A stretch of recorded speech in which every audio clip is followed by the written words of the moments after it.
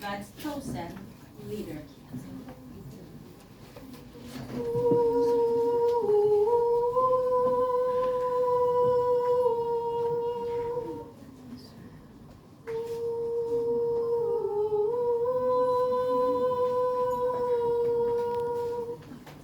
Again, the Israelites did evil in the eyes of the Lord, and for 7 years he gave them into the hand of the Midianites. Because the power of the Midian was so oppressive, the Israelites prepared shelters for themselves in the mountain cliffs, caves, and strongholds.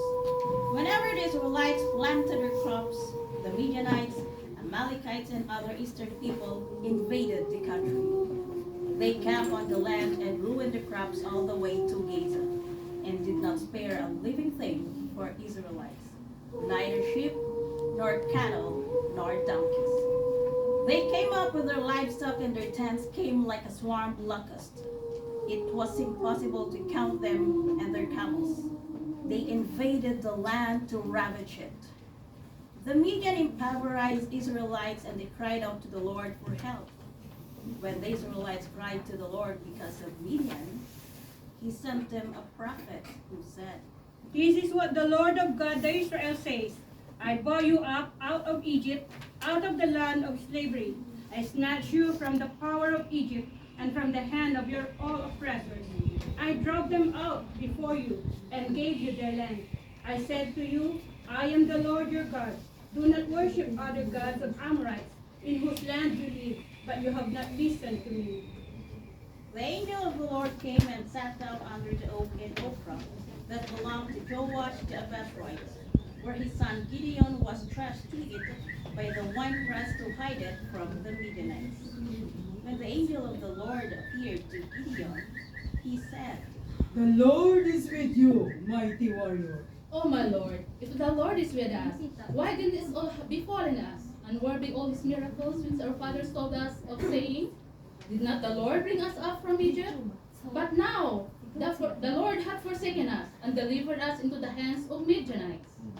The Lord turned to him and said, Go, and the strength you have, and save Israel out of Midian's hand. Am I not sending you? But Lord, how can I save Israel? And my clan is the weakest in Manasseh, and I am the least of my family. I will be with you, and you strike down all the Midianites together. If now I have found favor in your eyes, give me a sign that is really you talking to me. Please do not go away until I come back and bring my offering and set before you. I will wait until you return. Gideon went and prepared a young goat, and from ephah of flour he made bread without yeast. Putting the meat in the basket and its broth in a pot, he brought them out and offered them to him under the oak. The angel of the Lord said unto him, "Take the meat and the unleavened bread. Place them on this rock and pour out the broth." Then Gideon did so, with the tip of the staff that was in his hand. The angel of the Lord touched the meat and unleavened bread.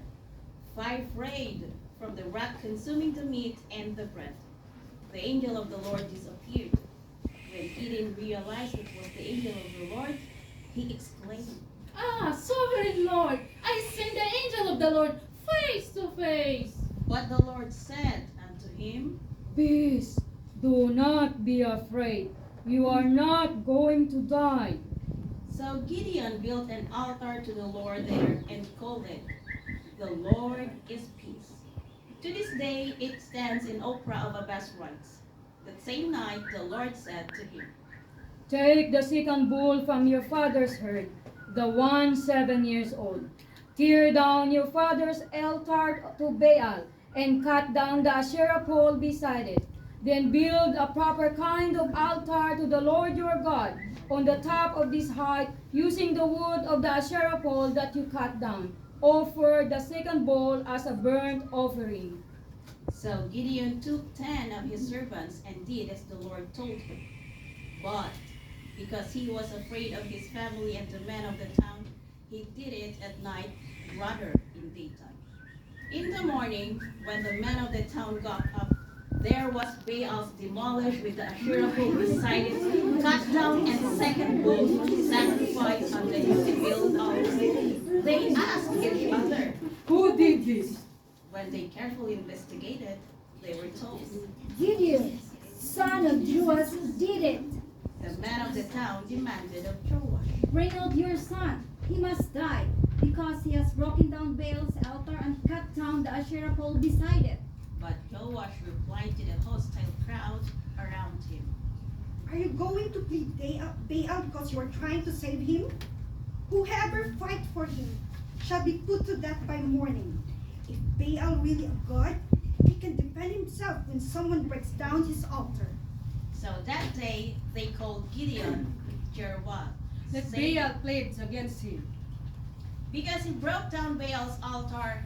Now all the Midianites, Amalekites, and other eastern people joined forces and crossed over the Jordan and camped in the valley of Jezreel. Then the Spirit of the Lord came upon Gideon, and he blew a trumpet, summoning the Abiezrites to follow him. He sent messengers through Manasseh, calling them to arms, and also into Asher, Zebulun, and Naphtali, so that they went up to meet them. Gideon said to God, If you will save the Israel by my hands as you have promised, look, I will place a fleece on the threshing floor. If there is a dew only on the fleece and all the ground is dry, I will know you will save Israel by my hands as you said. and that is what happened. Gideon rose early the next day. He squeezed the fleece and wrung out the dew. This time, a bowl full of water.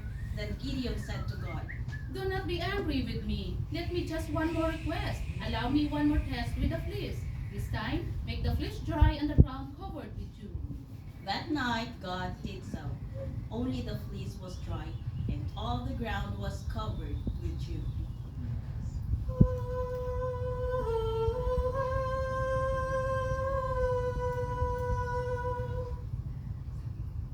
Early in the morning, Jerubbaal, who's Gideon, and all his men camped at the well of Harod. The camp of Midian was north of them in the valley near the hill of Moreh.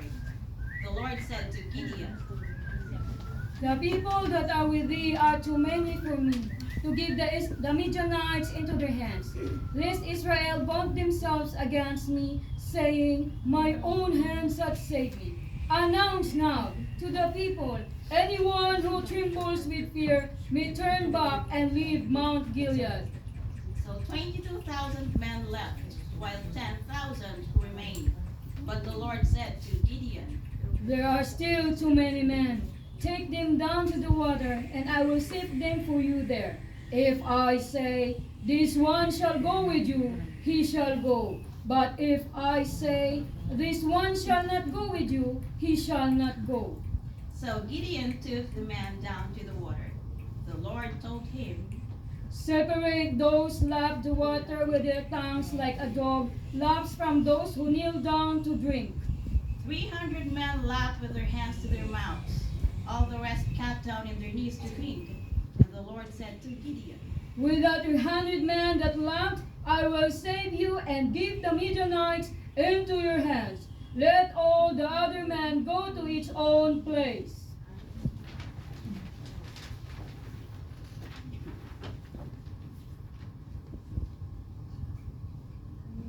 The Lord said unto Gideon, through these 300 men of war, under your command, with the sword in their hands, and deliver my people from the hands of the Midianites, and all the earth can see that I am the Lord. Do not be afraid, because your revolt is in your mind. Break down the altar of Baal and offer your sacrifice.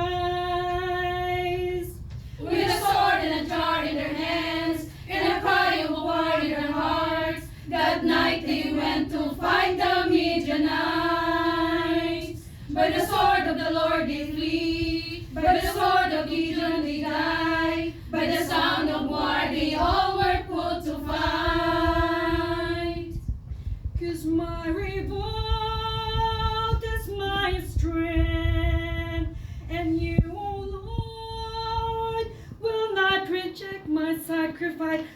is like unto you, to make the weak strong in battle to win with me.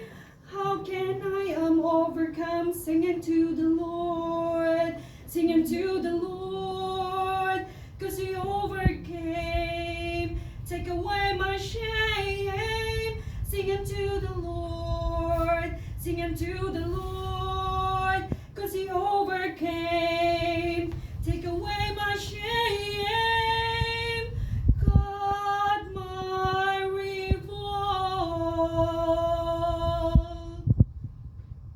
So Gideon sent the rest of the Israelites to the tent, but kept the 300 who took over the provision and trumpets of the others. Now the camp of Midian lay below him in the valley. During that night the Lord said to Gideon, Get up, go down against the camp, because I am going to give it into your hands.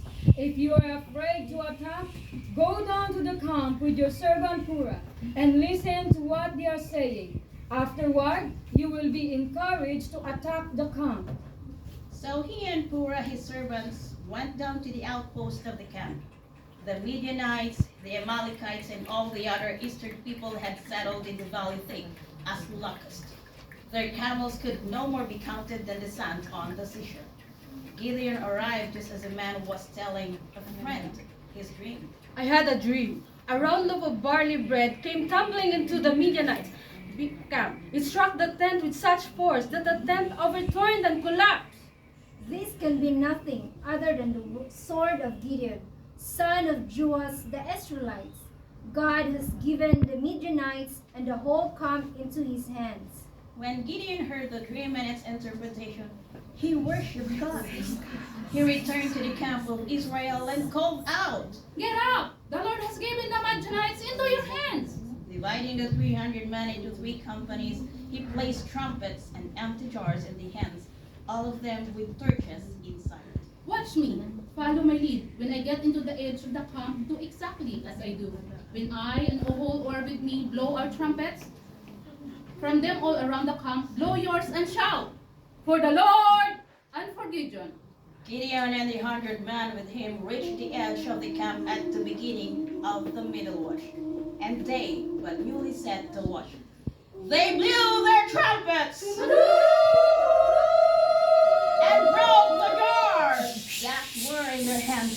The 3 companies blew the trumpets and smashed the jars, grasping the torches in their left hand and holding in their right hand the trumpet they were to blow. They shouted, The sword of the Lord and Gideon!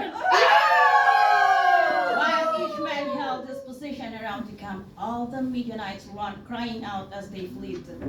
When the 300 trumpets sounded the Lord caused the men throughout the camp to turn each other with their swords. The army fled to Bethshita towards Zererat as far as the border of Abel-Meholah near Tabbath. Israelites from Naphtali, Asher, and all Manasseh were called out, and they were pursued the Midianites. Gideon sent message throughout the hill country of Ephraim, saying, Come down against the Midianites and seize the waters of the Jordan ahead of them as far as Beth-barah. So all the men of Ephraim were called out, and they took the waters of the Jordan as far as Beth-barah. They also captured 2 of the Midianites' leaders, Oreb and Seab.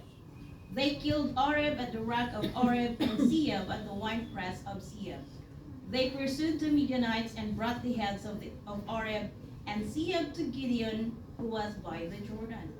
And Gideon the son of Joash returned from the battle before the sun was up.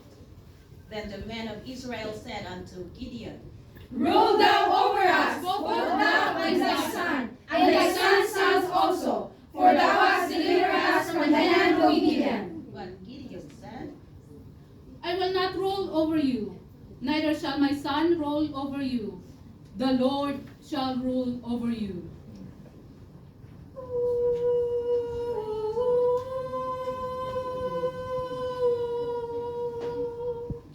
Gideon's story to Christ connection. God uses those who are weak or those who are in impossible situation to show his power and might. God uses our weakness to show his glory when we realize we must depend on him. As we saw so with Gideon, God specifically chose the weakest person and sanctified him as a vessel in the weakest tribe to lead his people into battle. God promised Gideon victory and safety. As the word of God says, not by might nor by power, but only by God's power. Thank you, and to be God be the glory. God bless you.